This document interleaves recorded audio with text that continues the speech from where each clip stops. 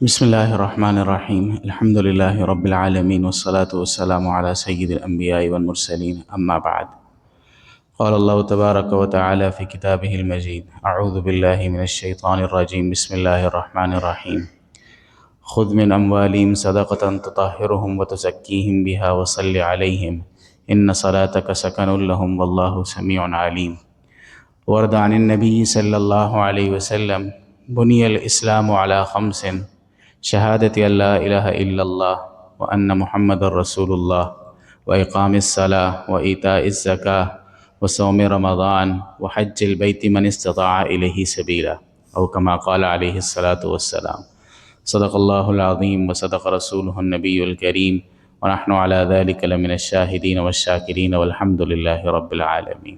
السلام علیکم ورحمۃ اللہ وبرکاتہ۔ ویسے ہمارے ہاں رمضان اور زکوٰۃ کا کوئی جوڑ شرعی طور پہ نہیں ہے، لیکن ہمارے ہاں کیونکہ ایک رواج ہے کہ ہم رمضان کے مہینے میں زکوٰۃ نکالتے ہیں، اس لیے دل میں پچھلے جمعے کو ارادہ تھا لیکن نہیں ہو سکا کہ کچھ زکوٰۃ کے بارے میں کچھ اصول بیان کر دیے جائیں۔ بہت زیادہ میں فضائل کے اوپر گفتگو نہیں کر سکتا، کیونکہ فضائل کے اوپر گفتگو کی جائے تو بہت زیادہ وقت لگ جاتا ہے۔ میرا زیادہ موضوع زکوٰۃ کے وہ موٹے موٹے مسائل ہیں کہ جس کے بعد کم از کم اتنا ہو جائے کہ آپ حضرات کی جو سرخ بتی ہے وہ اس مسئلے کے اوپر آ کے بلنک کرنا شروع کر دے، اور پھر آپ کسی عالم مفتی کے پاس جا کر ان سے مسئلہ دریافت کر لیں۔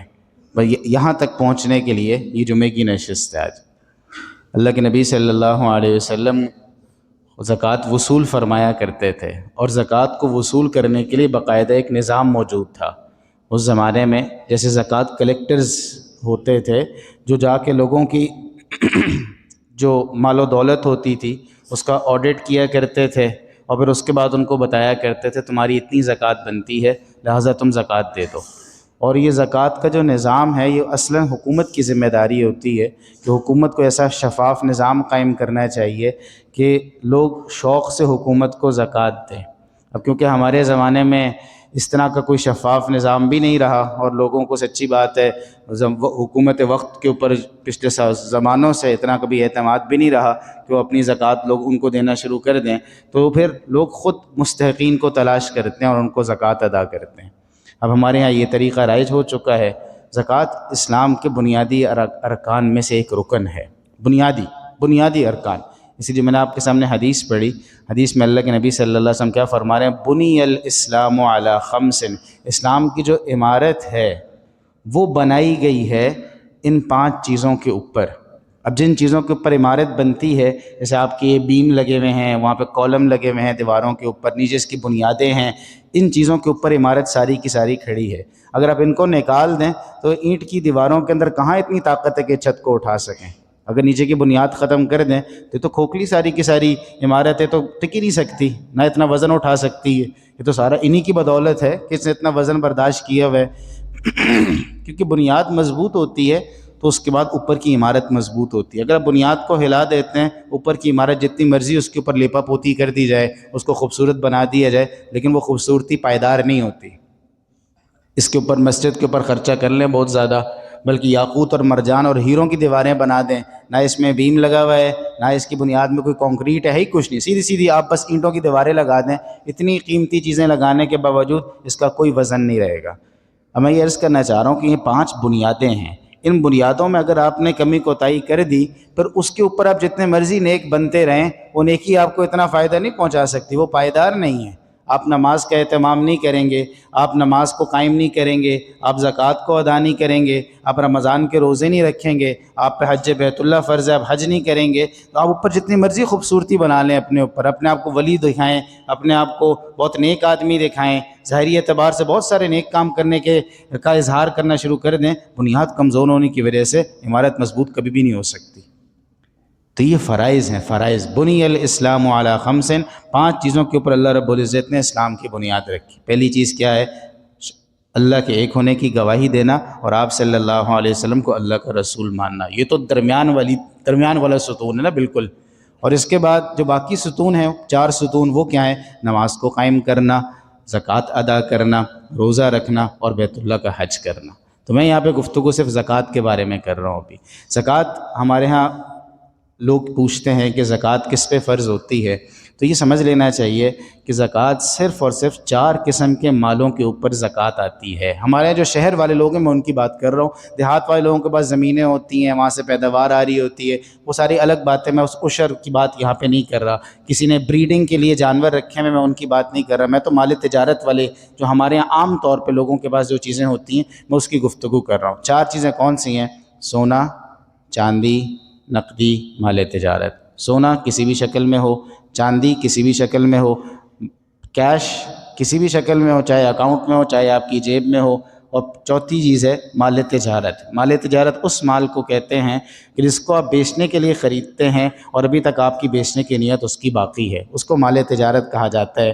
اگر یہ 4 چیزیں، ان 4 چیزوں کی جو کل لاگت ہے، جو اس کی قیمت ہے، وہ 52.5 تولے چاندی یا 7.5 تولے سونا، ان میں سے جو بھی کم ہوگا اس کی قیمت کو اگر پہنچ جائیں تو یہ بندہ صاحب نصاب شمار ہوتا ہے شریعت کی نظر میں۔ سونا، چاندی، نقدی، مال تجارت، یہ 4 چیزیں، ان 4 چیزوں کی جو کل رقم ہے وہ 52.5 تولے چاندی، کیونکہ آج کل کم ہے، میں نے ابھی اس کا ریٹ پتہ کیا آنے سے پہلے، تو 12,000 روپے تولہ چاندی آج کل مارکیٹ میں بک رہی ہے، ویب سائٹ کا ریٹ کچھ بھی ہوگا، تو یہ بازار کا ریٹ ہے، تو اس اعتبار سے تقریباً 6,30,000 روپے بنتے ہیں۔ پھر اس کے بعد سونا، چاندی، نقدی، مال تجارت کی کل رقم 6,30,000 یعنی 52.5 تولے چاندی، کل کو بڑھ بھی سکتی ہے، پرسوں کو بڑھ بھی سکتی ہے، کم بھی ہو سکتی ہے، اتنا مال اس کے پاس موجود ہے، یہ بندہ صاحب نصاب ہے۔ اب اس کے اوپر زکوٰۃ فرض ہو گئی ہے، دینی کب ہے؟ اب 1 سال چلے گا، سال شروع ہوگا، اور سال کے درمیان میں پیسہ کبھی کم بھی ہوگا، کبھی زیادہ بھی ہوگا، کبھی کم ہوگا، کبھی زیادہ ہوگا، کبھی کم ہوگا، کبھی زیادہ ہوگا، ہمیں کمی زیادتی سے کچھ لینا دینا نہیں ہے۔ جس دن اس کا سال مکمل ہوگا اس تاریخ کو ہم دیکھ لیں گے، بھائی جناب دیکھ لو آپ کے پاس کتنا ہے، دوبارہ دیکھ لو، سونا، چاندی، کیش، مال تجارت، اس کی کل رقم کیا بن رہی ہے؟ اگر آج کے اعتبار سے 52.5 تولے سے اوپر ہے تو اس کل مال کے اوپر آپ کو 40واں حصہ یعنی 2.5% زکوٰۃ ادا کرنی ہے، یعنی جو بھی اس کی رقم بن رہی ہے اس کو آپ 40 کے اوپر تقسیم کر دیں، جو رقم آپ کے سامنے آئے گی اس کے اوپر آپ کو زکوٰۃ دینی ہوگی۔ اور یہ سال کون سا ہے؟ یہ سال اسلامی سال مراد ہے، اس سے کوئی آپ کا جنوری فیبرری والا جو سال ہے یہ مراد نہیں ہے۔ فرق کیا پڑتا ہے اس سے؟ ہر سال 10 دن کا فرق پڑتا ہے، 36 سال کے اندر ایک پورے سال کی زکوٰۃ 20 سے مائنس ہو جائے گی۔ اگر آپ شمسی اعتبار سے دیتے رہے، آپ ٹیکس کے سال کے ساتھ اگر چلتے رہیں گے تو آپ کی زکوٰۃ کی تاریخ تو پیچھے جاتی رہے گی اور آپ زکوٰۃ کسی اور تاریخ کو دے رہے ہوں گے۔ ہو سکتا ہے جس آپ کی جو اسلامی اعتبار سے زکوٰۃ کی تاریخ بن رہی تھی اس دن پیسہ بہت زیادہ تھا، لیکن جون کے اندر آ کے بہت ساری چیزیں ادائیگی کے بعد بہت تھوڑا رہ گیا، تو آپ کی زکوٰۃ تو مکمل ادائی نہیں ہوگی۔ اچھا، ایک تو یہ لوگ ہیں نا جو زکوٰۃ دینے والے ہیں، ایک وہ لوگ ہیں کہ جو زکوٰۃ دیں گے تو نہیں لیکن وہ زکوٰۃ وصول بھی نہیں کر سکتے، ایک دوسرا طبقہ ہے، ان کے اوپر زکوٰۃ فرض نہیں ہوگی لیکن یہ وصول بھی نہیں کر سکتے، لے بھی نہیں سکتے زکوٰۃ، مستحق بھی نہیں ہے اس کے۔ وہ کون لوگ ہیں کہ سونا، چاندی، نقدی، مال تجارت، ان 4 چیزوں کی جو کل رقم تھی وہ تو 52.5 تولے چاندی کی قیمت کو، جو کہ آج کے حساب سے تقریباً 6,30,000 روپے، اس کو نہیں پہنچتی، اس سے کم ہے، اس سے زکوٰۃ تو فرض نہیں ہے، لیکن ان لوگوں کے پاس کچھ ضرورت سے زیادہ چیزیں ایسی پڑی ہوئی ہیں کہ ان کو اگر آپ شامل کر لیں ساتھ تو یہ رقم اس سے آگے نکل جاتی ہے۔ ضرورت سے زائد چیز کیا ہوتی ہے؟ ضرورت سے زائد وہ چیز ہوتی ہے کہ جو سال بھر آپ کے استعمال میں آتی نہیں ہے یا کبھی آتی ہے۔ مثال کے طور پہ ہم سب کے گھروں کے اندر ایک کھانے کے برتن ہوتے ہیں، ایک دکھانے کے برتن ہوتے ہیں، ایک برتن جس میں آپ کھاتے ہیں کھانا، مہمان آتے ہیں تب نکال لیتے ہیں، یہ سارے آپ کے کھانے کے برتن ہیں۔ کچھ ایسے برتن ہوتے ہیں جو خواتین نے مچان کے اوپر رکھے ہوتے ہیں، جب سے شادی ہوتی ہے اس کے بعد ساس اور بہو کے جھگڑے چل رہے ہوتے ہیں تو کبھی نکلتے ہی نہیں پورا سال، تو وہ تو دکھانے کے برتن ہو گیا۔ پھر آپ کے گھر میں جو ڈائننگ روم کے اندر الماری کے اندر سجائے ہوئے برتن ہوتے ہیں جو کبھی سال میں ایک دفعہ بھی مہمانوں کے لیے نہیں نکلتے، ویسے ہی کبھی نہیں نکلتے، تو وہ تو سارے ضرورت سے زائد ہے۔ یا جیسے ہمارے ہاں خواتین کو بعض اوقات جہیز میں وہ بڑے بڑے پتیلے ملتے ہیں جو زندگی میں کبھی نہیں استعمال کر رہے ہیں، کون گھر میں دیگ بناتا ہے آج کل، لیکن وہ بس رواج کے دور پہ چل رہے ہیں، جو سارے ضرورت سے زائد سامان ہیں۔ یا آپ کے وہ والے کپڑے جو سارا سال استعمال ہی نہیں ہوتے، جیسے آپ کے شادی کا جوڑا، خواتین کے پاس اکثر وہ کہتی ہیں بس یہ یادگار کے طور پہ ہے، وہ جو یادگار کے طور پہ لٹکا ہوا ہے پورا سال استعمال ہی کبھی نہیں ہوتا، یہ ضرورت سے زائد چیزیں ہیں، ان کے اوپر زکوٰۃ تو نہیں ہے لیکن ان کی وجہ سے آپ مستحق زکوٰۃ نہیں رہیں گے۔ اچھا، اب ایک بندہ ہے جس کے پاس سونا، چاندی، نقدی، مال تجارت اور ضرورت سے زائد چیزیں بھی آپ نے شمار کر دی، ان سب چیزوں کی کل رقم مل کے بھی 6,30,000 یعنی 52.5 تولے چاندی کو نہیں پہنچ رہی، اب یہ بندہ مستحق زکوٰۃ ہے۔ یہ بندہ ہے جو زکوٰۃ وصول کر سکتا ہے آپ سے، یہ زکوٰۃ لینے کا اہل ہے، یہ دے گا بھی نہیں لیکن یہ لے بھی سکتا ہے، یہ زکوٰۃ وصول کرنے کا اہل ہے۔ اب جو میں آپ کو باتیں عرض کر رہا ہوں نا، اس کو اگر آپ تھوڑا سا ٹھنڈے دماغ سے سوچیں تو بہت ایسی باتیں ہیں یہ کہ آپ کے رہنے کے گھر پہ زکوٰۃ نہیں ہے، آپ کے پہننے کے کپڑوں پہ زکوٰۃ نہیں ہے، آپ کے موبائل فون آپ کی ضرورت ہے، آپ کی گاڑی آپ کی ضرورت ہے، آپ کا موٹر سائیکل آپ کی ضرورت ہے، آپ کے گھر کا فرنیچر آپ کی ضرورت ہے، آپ کا فریج، آپ کی واشنگ مشین، یہ سب آپ کی ضرورتیں ہیں، یہ سب آپ کی ضرورت کی چیزیں ہیں۔ مثال کے طور پہ ایک بندہ ہے جس کا اپنا گھر ہے، اس میں وہ رہتا ہے، جس کی نوکری ہے، 1,00,000-2,00,000 روپے اس کی تنخواہ ہے، اس کے پاس کوئی بچتے نہیں ہیں پیسے، جو 1,00,000-2,00,000 روپے مہینے کے آتے ہیں وہ مہینے کے اندر ہی ختم کر دیتا ہے، اور اس کے پاس گھر میں فرنیچر ہے، مشینری ہے ساری، اب یہ ساری چیزیں اس کے پاس ہیں، لیکن وہ بندہ مستحق زکوٰۃ ہے، کیونکہ نہ سونا اس کے پاس 6.5 لاکھ کا ہے، نہ چاندی اس کے پاس ہے، مال تجارت اس کے پاس ہے کوئی نہیں، اور کیش تو جو آتی ہے وہ مہینے کے اندر ہی ختم ہو جاتی ہے، وہ ہے بھی 2,00,000 روپے، 6 لاکھ سے 6.5 لاکھ سے اوپر تو جا ہی نہیں رہی ہے۔ پھر اس کے بعد جو باقی چیزیں وہ ساری ضرورت کی ہیں، ضرورت سے زائد چیز اس کے پاس ہے ہی نہیں، یہ بندہ مستحق زکوٰۃ ہوگا۔ تو اب ان 3 چیزوں کو اپنے سامنے رکھنا چاہیے۔ اچھا، اب کچھ نا بڑے سوالات تھے، لوگ پوچھتے رہتے ہیں اکثر، تو میں نے اب کی بار سوچا کہ ان سوالات کو باقاعدہ بطور سوال اگر میں ذکر کر کے آپ کو ایک ایک کا جواب دیتا رہوں، ہمارے پاس 6-7 منٹ ہیں ابھی، تو تاکہ نا جو اکثر پوچھے جانے والے یہ سوالات ہیں، لوگ یہ سوال کثرت سے زکوٰۃ کے بارے میں پوچھتے ہیں۔ پہلی بات تو میں نے عرض کر دی، وہ پوچھتے ہیں یہ سال جو آپ کہہ رہے ہیں زکوٰۃ کے اوپر 1 سال، کیا یہ قمری سال ہے یہ شمسی سال ہے؟ میں نے عرض کر دیا کہ قمری سال ہے، یعنی آپ یہ دیکھیں گے آپ صاحب نصاب کب بنے، اس کا رمضان سے تعلق نہیں ہے، ہو سکتا ہے آپ شوال میں بنے ہو سکتا ہے رجب میں بنے ہو سکتا ہے ربیع الاول میں بنے جس وقت آپ صاحب نصاب بنے تھے تب سے شروع ہوگا، اور اگلے سال کی وہ تاریخ، وہ ربیع الاول بھی ہو سکتی ہے، رجب بھی ہو سکتی ہے، جو بھی تاریخ آپ کی ہے اس تاریخ کو آپ کو زکوٰۃ دینی ہوگی، اس میں آپ کا بس نہیں چل سکتا، یعنی آپ کی مرضی نہیں ہے، بلکہ اسی تاریخ کو آپ صاحب نصاب تھے، اسی تاریخ کو آپ کے اوپر زکوٰۃ لازم ہوتی ہے۔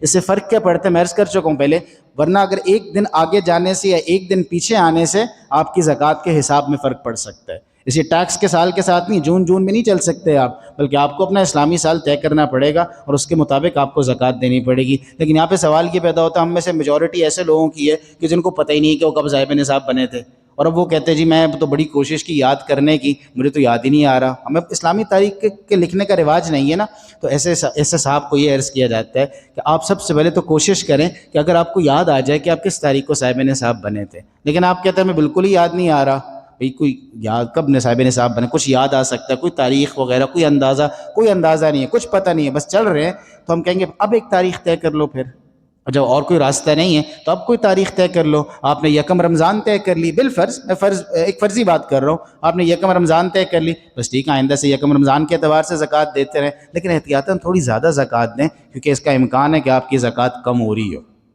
لوگ سوال کرتے ہیں جی ہم تو دکان کا حساب نہیں کرتے، بس اندازے سے زکوٰۃ دے دیتے ہیں۔ نہیں، بالکل بھی درست نہیں ہے، آپ کو حساب کر کے زکوٰۃ دینی پڑے گی۔ اندازے میں اگر آپ نے زیادہ دے دی بہت اچھی بات ہے، لیکن اندازے میں کم بھی ہو سکتی نا، اندازہ تو اندازہ ہے، تو کم بھی ہو سکتی، آپ اللہ کے ہاں مجرم بن جائیں گے۔ اچھا، اگلا سوال یہ ہے کہ اگر میں زکوٰۃ دیتا ہوں لیکن جس کو میں دے رہا ہوں وہ بندہ مجھے پتہ لگا کہ مستحق ہی نہیں ہے، تو میری زکوٰۃ ادا ہوگی یا نہیں ہوگی؟ دیکھیں، ایک بات تو یہ ہے کہ اگر آپ نے زکوٰۃ دی کسی کو اور وہ مستحق زکوٰۃ نہیں تھا اور اس نے وہ زکوٰۃ لی، اب اگر تو آپ نے اپنی طرف سے تحقیق کی تھی جتنے آپ کے بس کے اندر تھا، جو موٹی موٹی آپ تحقیق کر سکتے تھے، ظاہر ہے کسی کے ہم کوئی FBR والے تو ہیں نہیں کہ اس کے پورے سارے اثاثجات کا اعداد و شمار نکال سکیں، ہم اس سے جو موٹی موٹی سوال جواب میں باتوں میں اس کا دل بھی نہ دکھے اور حوالات بھی سامنے آ جائیں، آپ نے اس طریقے سے تحقیق کر لی تھی، اپنی کسی اڑوس پڑوس کے بندے سے بھی پوچھ لیا تھا، پھر آپ نے اس کو زکوٰۃ دی، پھر بعد میں پتہ لگا یار یہ تو مستحق زکوٰۃ تھا ہی نہیں، پھر آپ کی زکوٰۃ ادا ہو جائے گی، کیونکہ آپ نے اپنا کام کر لیا تھا، لیکن آپ نے تحقیق ہی کوئی نہیں کی، آپ نے کہا یہ بھی مانگ رہے یہ بھی مانگ رہے، مسجد کے باہر لوگ بیٹھے اس کو بھی دے دو، اس کو بھی دے دو، اس کو بھی دے دو، آپ نے تحقیق نہیں کی اور وہ غلط جگہ کے اوپر چلے گی، تو پھر آپ کی زکوٰۃ ادا نہیں ہوگی، کیونکہ آپ نے اپنی ذمہ داری پوری نہیں کی ہے، آپ کو زکوٰۃ دوبارہ ادا کرنی پڑے گی۔ اچھا جی، ایک سوال پوچھتے ہیں لوگ کہ جی پیسہ تو سارا سال اوپر نیچے ہوتا رہتا ہے، تو آپ تو کہہ رہے ہیں کہ زکوٰۃ کے لیے سال گزرنا ضروری ہے، مثال کے طور پہ پچھلے سال 1 رمضان کو میں صاحب نصاب بنا تھا، اب بیچ میں پیسہ کبھی 4 لاکھ ہوا، کبھی 10 لاکھ ہوا، کوئی 20 لاکھ ہوا، کبھی دوبارہ 8 لاکھ ہو گیا، تو یہ جو پیسہ اوپر نیچے ہو رہا ہے کہ ہر روپے کے اوپر سال گزرنا ضروری ہے؟ نہیں، ہر روپے کے اوپر سال گزرنا ضروری نہیں، یہ تو حساب کرنا بھی ممکن نہیں ہے، اب ہر ایک روپے کے اوپر پیسے کے اوپر حساب کریں گے تو ممکن ہی نہیں ہے، بس جو سال جب شروع ہو رہا ہے اس تاریخ کو اور جب سال ختم ہو رہا ہے اس تاریخ کو ہم دیکھیں گے، سال کے آخری تاریخ کو آپ کے پاس کتنے پیسے ہیں، بس اس کے حساب سے آپ کے اوپر زکوٰۃ آ جائے گی. وہ زیادہ بھی ہو سکتے ہیں، کم بھی ہو سکتے ہیں، پیسہ آنے جانے والی چیزیں، رہتا کسی کے پاس بھی نہیں ہے. اچھا، بعض لوگ یہ سمجھتے ہیں کہ زکوٰۃ صرف نفع کے اوپر ہوتی ہے. بھائی زکوٰۃ نفع کے اوپر نہیں ہوتی ہے. میں نے جو آپ کو 4 چیزیں بتا دی نا، سونا، چاندی، کیش، مال تجارت، اس کا پورے کا جو سم بن رہا ہوگا وہ سب کے اوپر آپ کو زکوٰۃ دیں، نفع کے اوپر زکوٰۃ نہیں ہے. یہ غلط گڑبڑ بہت زیادہ چل رہی ہے. اچھا سامان، اچھا اب چیزوں کی قیمتیں مختلف ہوتی نا، ایک قیمت خرید ہوتی ہے، ایک قیمت فروخت ہوتی ہے. بھئی میری دکان کے اوپر جو سٹاک رکھا ہوا ہے، میں اس کی کون سی قیمت لگاؤں گا؟ قیمت خرید لگاؤں گا، قیمت فروخت لگاؤں گا؟ زکوٰۃ قیمت فروخت کے اوپر آتی ہے. زکوٰۃ قیمت فروخت کے اوپر آتی ہے. وہ قیمت فروخت کچھ صورتوں میں زیادہ ہوتی ہے، کچھ صورتوں میں کم بھی ہو جاتی ہے. میں آپ کو مثال دیتا ہوں. ابھی زیادہ والی تو آپ کو ساری باتیں یاد ہوں گی نا، کہ میری دکان پہ جو مال پڑا ہوا ہے، ظاہر ہے میں نے تو سستا لی، میں مہنگا بیچوں گا نا، تو زیادہ والی ساری صورتیں تو آپ کو یاد ہیں. کبھی کبھی کم بھی ہو جاتی ہے. آپ کے پاس سونا پڑا ہوا ہے، آپ کی اہلیہ کے پاس سونا ہے. مرد تو بیچارے اکثر غریب ہی ہوتے ہیں، سونا تو زیادہ خواتین کے پاس ہوتا ہے. تو وہ آپ ان کے پاس سونا ہے. اب وہ سونا اگر آپ سونار سے خریدتے ہیں تو آپ کو مہنگا ملتا ہے، لیکن یہی سونا اگر آپ سونار کو بیچنے کے لیے جاتے ہیں تو وہ سونار آپ سے سستا لیتا ہے. وہ تو سیدھا 15% تو ڈائریکٹ کاٹتے ہیں نا. آگے والے تو پتہ نہیں، وہ آگے ان کی اپنی مرضی ہوتی ہے، وہ بادشاہ ہوتے ہیں، جو مرضی کریں اس کے ساتھ. تو آپ کی قیمت فروخت کم ہے. اب مارکیٹ میں اگر بالفرض، میں نے آج سونے کا نہیں پتہ کی، اب تو چاندی اتنی مہنگی ہو گئی ہے، سونا بالفرض ہم کہتے ہیں اگر 5,30,000 روپے تولہ جو باہر ریٹ چل رہا ہے، ہم اس کے اوپر زکوٰۃ نہیں دیں گے. تو میرے پاس کوئی خام سونا تھوڑی پڑا ہے. ہاں آپ کے پاس سونے کا بسکٹ پڑا ہوا ہے یا سونے کا سکہ پڑا ہے، پھر تو اسی کے اوپر زکوٰۃ دیں گے. لیکن اگر ایسا نہیں ہے تو پھر آپ اس قیمت پہ زکوٰۃ دیں گے جس قیمت پہ سونار آپ سے وہ خریدتا ہے، اور وہ اس میں وہ کم قیمت لگاتا ہے. تو قیمت فروخت پہ زکوٰۃ آتی ہے، قیمت خرید کے اوپر نہیں آتی. اب قیمت فروخت جو دکاندار لوگ ہیں وہ مختلف قیمت، ہول سیل کے اوپر آپ زکوٰۃ دینا چاہیں ہول سیل پہ بھی دے سکتے ہیں، آپ ریٹیل کے اوپر دینا چاہیں بہت اچھی بات ہے، سونے پہ سہاگا ہے، دونوں طرح سے زکوٰۃ آپ دے سکتے ہیں. پلاٹ پہ زکوٰۃ ہوتی ہے نہیں ہوتی؟ بھائی پلاٹ اگر آپ نے بیچنے کی نیت سے خریدا تھا تو وہ مال تجارت ہے، اس پہ زکوٰۃ آئے گی. ہاں پلاٹ آپ نے گھر بنانے کے لیے خریدا تھا، اس پہ زکوٰۃ نہیں آئے گی. ایک تیسری نیت ہوتی ہے جو ہم میں سے اکثروں کی ہوتی ہے. آپ کہتے ہیں یار پیسہ پڑا ہوا ہے، ایویں پڑے پڑے دیوالی، روپے تو روزانہ ہی گر رہے ہیں، تو دیوالی ہونے سے اچھا کوئی چیز خرید لو، فی الحال پیسہ محفوظ ہو جائے، بعد میں دیکھی جائے گی اس کے ساتھ کیا کرنا ہے. کیا پتہ گھر بنا لیں، بچوں کو دے دیں، کچھ بھی کر لیں. یعنی کوئی واضح نیت نہیں تھی تو یہ مال تجارت نہیں ہے، اس کے اوپر زکوٰۃ نہیں آئے گی اگر آپ نے صرف پیسہ محفوظ کرنے کے ارادے سے خریدا تھا. اچھا جی، اگلا سوال لکھا ہوا جی، کیا استعمال کے زیور پر زکوٰۃ ہے؟ جی بالکل، استعمال کے زیور پر بھی زکوٰۃ ہے. زیور کسی بھی شکل میں ہو، چاہے کھانے کا برتن ہی کیوں نہ بنا ہو چاندی کا، اس پہ بھی آپ کو زکوٰۃ دینی پڑے گی. زکوٰۃ مسجد کو دے سکتے؟ نہیں، زکوٰۃ مسجد کو نہیں دے سکتے. زکوٰۃ کسی انفرادی آدمی کی ملکیت میں دینا ضروری ہے. مسجد کوئی شخص حقیقی نہیں ہے. مسجد صرف مسجد کا مطلب نہیں ہے، یعنی مسجد کے علاوہ کوئی بھی ادارہ ہو سکتا ہے. یعنی مدرسہ یا ادارہ جو زکوٰۃ اگر وصول کرتا ہے نا، تو وہ ان غریب مسکینوں کے نام پہ وصول کر سکتا ہے جس کا وہ وکیل ہے، جن کی طرف سے وہ وکیل ہے، پھر تو وہ زکوٰۃ لے سکتے ہیں. ورنہ ادارہ اپنی طرف سے ایک شخص حقیقی نہیں، شخص فرضی شخص ہے. اچھا جی، بچوں پر زکوٰۃ فرض ہے؟ نہیں، نابالغ بچوں پہ زکوٰۃ فرض نہیں ہے، بالغ ہونے کے بعد زکوٰۃ فرض ہوتی ہے. بھائی بہن کو زکوٰۃ دے سکتے ہیں؟ بھائی بہن کو دے سکتے ہیں. والدین یعنی امی ابو دادا دادی، ان کو زکوٰۃ نہیں دے سکتے. بیٹا پوتا، یہ نیچے کی جو پیڑھی ہے، ان کو زکوٰۃ نہیں دے سکتے. شوہر بیوی کو، بیوی شوہر کو زکوٰۃ نہیں دے سکتی، وہ تو آپس میں ایک دوسرے کی جیب میں ہی جا رہا ہوتا ہے. اس کے علاوہ دائیں بائیں آپ زکوٰۃ دینا چاہیں، بھائی کو، بہن کو، ان کو زکوٰۃ دینا جائز ہے، دی جا سکتی ہے اگر مستحق زکوٰۃ ہوں. اچھا جی، زکوٰۃ میں سامان بھی دے سکتے ہیں. آپ کے پاس کیش نہیں تھا، آپ نے راشن کے بیگ بنوائے تھے، آپ دے سکتے ہیں، بیگ دے سکتے ہیں، بالکل دے سکتے ہیں. سامان ہے، پرانے کپڑے آپ کے پاس پڑے تھے، آپ نے کہا کہ زکوٰۃ میں دے. خواتین کے پاس شادی کا جوڑا ہے، کسی غریب بچی کی شادی ہو رہی ہے، زکوٰۃ میں اس کو دینا چاہتی ہیں، دے سکتی ہیں. زکوٰۃ بتا کر دینا ضروری ہے؟ نہیں، زکوٰۃ دیتے ہوئے یہ بتانا ضروری نہیں ہے کہ یہ زکوٰۃ ہے، بلکہ آپ ہدیہ کہہ دیں، آپ کے لیے تحفہ ہے، تاکہ اس کا دل بھی رہے نا، اس کی عزت نفس پہ مجروح نہ ہو. ہاں جہاں پہ آپ کو اب اس بندے کا آپ کو شک ہے بہت زیادہ کہ یار پتہ نہیں مستحق ہے بھی کہ نہیں ہے، اور آپ مجبوری میں کہہ دیتے ہیں بھائی جان یہ زکوٰۃ میں آپ کو دے رہا ہوں، مستحق کو تو لے لو، نہیں ہو تو بتا دو مجھے صاف صاف، تو یہ آپ کر سکتے ہیں. لیکن عام حالات میں کوئی بتانا ضروری نہیں ہے، بلکہ زکوٰۃ ادا ہو جائے گی اس کے بغیر بھی. بس آخری بات میں عرض کر دوں، ایک مسئلہ بڑا اہم ہے زکوٰۃ کے اندر جو میں نے عرض کیا نا کہ تملیک بڑی ضروری ہے. تملیک کا مطلب ہے کسی کو مالک بنانا. دیکھیں میں ایک بڑی باریک، ہمارے ہاں لوگ زکوٰۃ کے پیسوں سے دسترخوان لگا دیتے ہیں، اس سے زکوٰۃ ادا نہیں ہوتی. کیونکہ جب آپ دسترخوان پہ کسی کو بٹھاتے ہیں نا کھانے کے لیے، آپ اس کو کھانے کا مالک نہیں بناتے، آپ اس کو اجازت، اس کو اباحت کہتے ہیں. آپ کے گھر میں مہمان آتا ہے، دسترخوان پہ کھانا رکھتے ہیں، آپ اسے کہتے ہیں آئیے کھائیے، لے جائیں آپ کھائیں. لیکن اگر وہ مہمان شاپر نکال کے اس میں ڈالنا شروع کر دے تو آپ کہ یار یہ کس قسم کی نیچ حرکت ہے. شادی کے اوپر اب مہمانوں کو بلاتے ہیں نا، یہ گڑبڑ بہت زیادہ کرتے ہیں لوگ، کھانا لے کے شاپروں میں ڈال کے گھر لے چلے جاتے ہیں، یہ جائز نہیں کرنا. آپ کو اس بندے نے کھانے کے لیے اباحت ہے، اجازت ہے، آپ جتنا کھانا چاہیں آپ کھا لیں، یہاں پہ آپ کو کوئی نہیں روک رہا، لیکن لے جانے کی اجازت نہیں، آپ نے اس کو مالک نہیں بنایا۔ اس لیے دسترخوان لگانے سے زکوٰۃ ادا نہیں ہوگی، کیونکہ آپ نے مالک نہیں بنایا اس کو۔ مالک کا مطلب اس کو دے دیں، اب وہ جو مرضی کرے اس کے ساتھ۔ اچھا، یہی کھانا اگر آپ ڈبے میں پیک کر کے کسی کو دے دیں تو اب زکوٰۃ ادا ہو جائے گی، کیونکہ اب تو آپ نے اس کو مالک بنا دی نا، اب وہ کھائے، خود کھائے، بچوں کو کھلائے، گھر لے کے جائے، جو مرضی کرے۔ تو زکوٰۃ میں مالک بنانا ضروری ہے، بغیر مالک بنائے زکوٰۃ ادا نہیں ہو سکتی۔ یہ موٹی موٹی چند باتیں جو کچھ لوگوں نے سوال وغیرہ دیے ہوئے تھے تو میں نے وہ ان کا عرض کر دیا۔ اس کے بارے میں جو تفصیلی گفتگو ہے، آپ حضرات کو جب بھی یہ مسئلہ درپیش آتا ہے، سب کے ساتھ ہی آتا ہے، تو آپ جا کے کسی مستند مفتی سے بیٹھ کے ٹائم لے کے، جیسے آپ نے وکیل رکھے نا، کنسلٹنٹ رکھے ٹیکس بچانے کے لیے، زکوٰۃ دینے کے لیے آپ کو کوئی مفتی رکھنا پڑے گا، جا کے ان کے پاس بیٹھنا پڑے گا، ان سے مسائل سیکھنے پڑیں گے۔ اللہ تعالیٰ ہم سب کو عمل کرنے کی توفیق عطا فرمائے۔